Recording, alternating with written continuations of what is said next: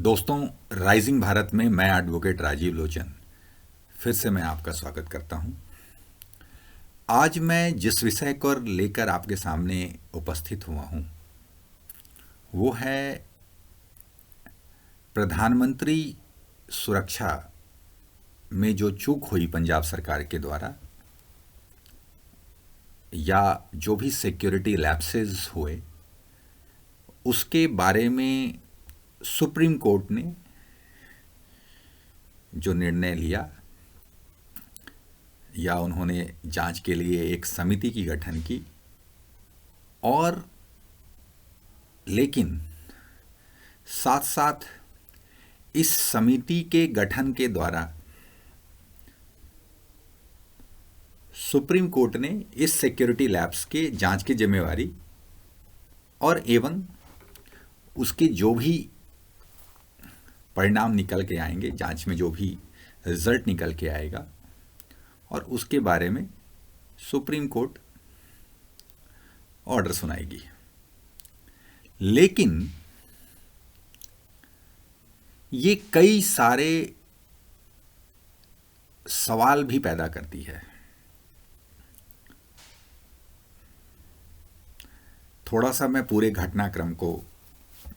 आपके सामने रखना चाहूँगा कि जिस तरीके से फिरोजपुर में प्रधानमंत्री जी के सिक्योरिटी के साथ खिलवाड़ किया गया और प्रधानमंत्री एवं प्रदर्शनकारी के बीच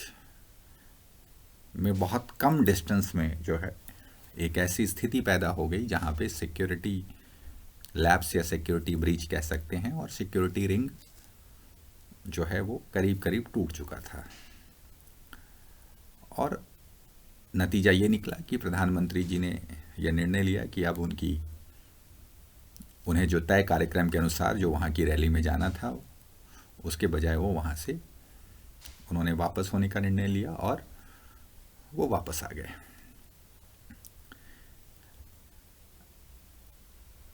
जब इसके बारे में अलग अलग एजेंसीज, मीडियाज, नेताओं के द्वारा इस मुद्दे को उठाया गया, तो पंजाब गवर्नमेंट ने भी एक जांच कमेटी का गठन कर दिया और मिनिस्ट्री ऑफ होम अफेयर्स ने भी जो है पंजाब सरकार को तलब किया और शो कॉज नोटिस इशू किए जो भी कंसर्न स्टेक होल्डर थे। और मुख्यतः इसमें जो प्राइमा फेसाई ये बताया गया कि जो सिक्योरिटी लैप्सेस हुए हैं वो उसके लिए स्टेट जिम्मेवार है या स्टेट की तरफ से हुए हैं। लेकिन इसी दौरान एक पीआईएल सुप्रीम कोर्ट में आता है। ऐसा लगता है कि वो पीआईएल तैयार ही था कि एक दिन में पीआईएल आ गया सुप्रीम कोर्ट में और सुनवाई के लिए उसको तारीख भी मिल गई।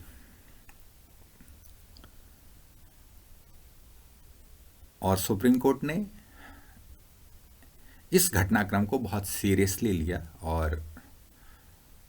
उसके लिए पंजाब गवर्नमेंट और स्टेट गवर्नमेंट दोनों को, सेंट्रल गवर्नमेंट दोनों को नोटिस इशू किए गए। लेकिन जो अंतिम निर्णय इसमें अभी लिया गया उसमें यह है कि स्टेट की तरफ भी जो जांच की इंक्वायरी कमेटी बनी उस पर भी स्टे लगा दिया गया, और साथ साथ जो सेंट्रल गवर्नमेंट पे भी जो भी उनकी इंक्वायरी या उनकी कमेटी का जो निर्धारण वो कर रहे थे या जो भी एक्शन वो प्लान कर रहे थे उसको भी स्टे कर दिया गया।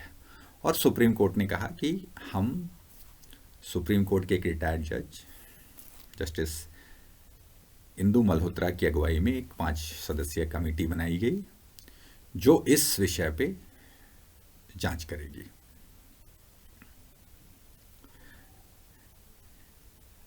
यह बहुत अच्छी बात है कि ऑनरेबल सुप्रीम कोर्ट ने इस विषय को बड़ा गंभीरता से लिया और उन्होंने इस दिशा में एक निर्णायक कदम आगे बढ़ाया। लेकिन ये जनमानस के दिमाग में भी कई तरह के सवाल पैदा कर सकती है। Of course honourable prime minister की जो सिक्योरिटी है वो बहुत वीवीआईपी सिक्योरिटी है, और उनके साथ हुए सिक्योरिटी लैप्स को किसी भी कीमत पे बर्दाश्त नहीं किया जा सकता है। तो यह एक सराहनीय कदम है। लेकिन जो सवाल यहाँ पैदा होते हैं कि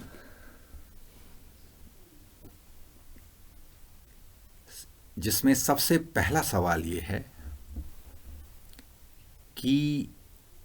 क्या सुप्रीम कोर्ट को या ऑनरेबल सुप्रीम कोर्ट को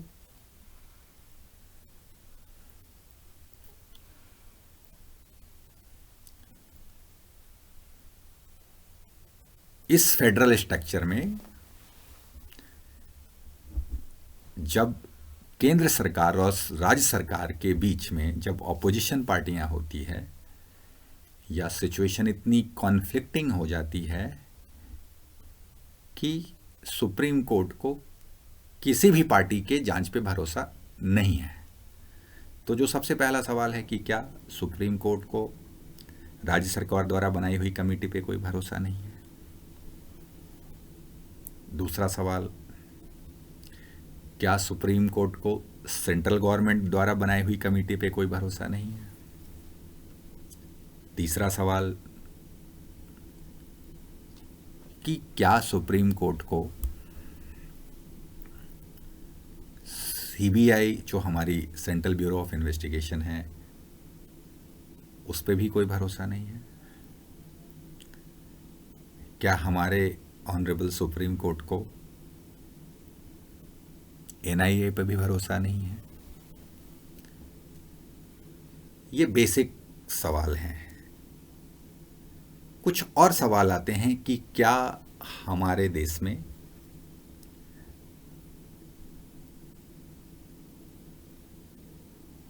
जो रूलिंग पार्टी और ऑपोजिशन के बीच की दरार इतनी बढ़ गई है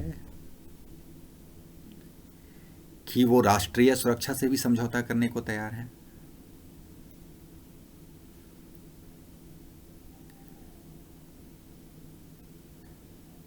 क्या ये माने जाना चाहिए कि अगर ऑपोजिशन की सरकार हो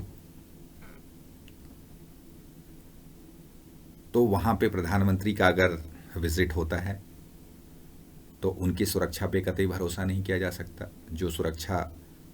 जो ऑपोजिशन पार्टी की सरकार के द्वारा प्रोवाइड की जाएगी।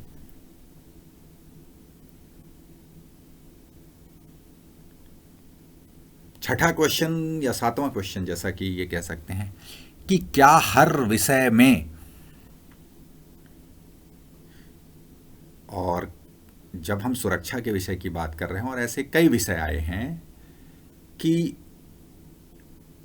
ऐसा नहीं लगता कि कुछ लोग पीआईएल के माध्यम से सुप्रीम कोर्ट के का इस्तेमाल करके और सरकारों की काम करने की प्रक्रिया पे प्रभाव डालना चाहते हैं, या सरकारों की एफिशिएंसी, जो सरकार की कैपेसिटी है या सरकार की जो योजनाएं हैं जिसको वो आगे बढ़ाना चाहते हैं, या सरकार जो काम किसी भी दिशा में, चाहे वो विकास का मुद्दा हो, चाहे वो डिसइन्वेस्टमेंट का मैटर हो, तो पीआईएल का एक हथियार बनाकर बेसिकली वो सरकार के कामकाज में इंटरफेयर करना चाहते हैं। तो ये बेसिक सवाल ये पैदा होता है कि जैसा कि प्रधानमंत्री सुरक्षा को सुप्रीम कोर्ट ने बहुत सीरियसली लिया और इसके लिए सराहनीय कदम उठाए, कमेटी का गठन किया। लेकिन ऐसे कई सवाल, अगर पॉलिटिकल इशू में देखा जाए, ऐसी कई घटनाक्रम है या ऐसी कई घटनाएं हो रही है जिसमें अगर हम कुछ केरल की घटनाएं देखें या बंगाल की घटनाएं देखें या कुछ ऐसे भी स्टेट्स हैं जहां पे हम अगर घटनाएं देखते हैं,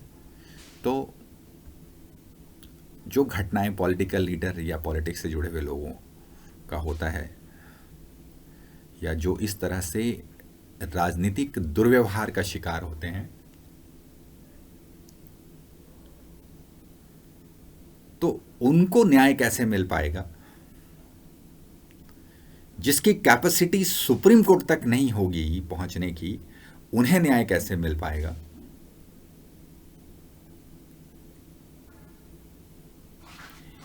एक अगर छोटा कोई राजनीतिक कार्यकर्ता है, अगर उसके साथ दुर्व्यवहार होता है, उसके साथ कुछ घटनाएं घट जाती है, या वो किसी बड़ी साजिश का शिकार हो जाता है, और वो साजिश जेल जाने से लेकर और राजनीतिक हत्या तक दोनों ही हो सकती है, ऐसी स्थिति में उस आम आदमी को न्याय कैसे मिलेगा? क्योंकि कहीं ना कहीं जिस तरीके से supreme court, honourable supreme court ने अपनी अलग से जांच कमेटी बनाने का निर्णय लिया और उसके द्वारा जांच कराने का जो निर्णय लिया, इससे हमारे देश की जो सुरक्षा व्यवस्था है, या जो सुरक्षा व्यवस्था पर या जो भी वेरियस इन्वेस्टिगेटिंग एजेंसीज हैं, चाहे वो स्टेट की पुलिस हो, चाहे वो सीबीआई हो, चाहे वो एनआईए हो, तो सुप्रीम कोर्ट ने इस डिसीजन के द्वारा उनकी निष्पक्षता पे बहुत बड़े सवाल उठाए हैं। और हम सभी जनता को इन सवालों के जवाब को ढूंढने की जरूरत है। भारत एक प्रजातांत्रिक देश है और विश्व का सबसे बड़ा प्रजातांत्रिक देश है, और प्रजातांत्रिक देश में हर एक नागरिक की सुरक्षा की जिम्मेवारी इन सारे एजेंसियों पे है। और इसीलिए ये जितनी एजेंसियां हैं जो सिक्योरिटी से जुड़े हुए मामलों में या लॉ एंड ऑर्डर से जुड़े हुए मामलों में काम करती हैं, उनके लिए निष्पक्ष होना बहुत ज़रूरी है। और अगर वो निष्पक्ष नहीं हो पाते तो उनको निष्पक्ष कैसे किया जाए, सुप्रीम कोर्ट को, ऑनरेबल सुप्रीम कोर्ट को इस बारे में भी सोचने की आवश्यकता है। अगर आपको मेरा विचार पसंद आए, अगर आपको मेरा वीडियो पसंद आए तो लाइक करें, शेयर करें और सब्सक्राइब करें। धन्यवाद।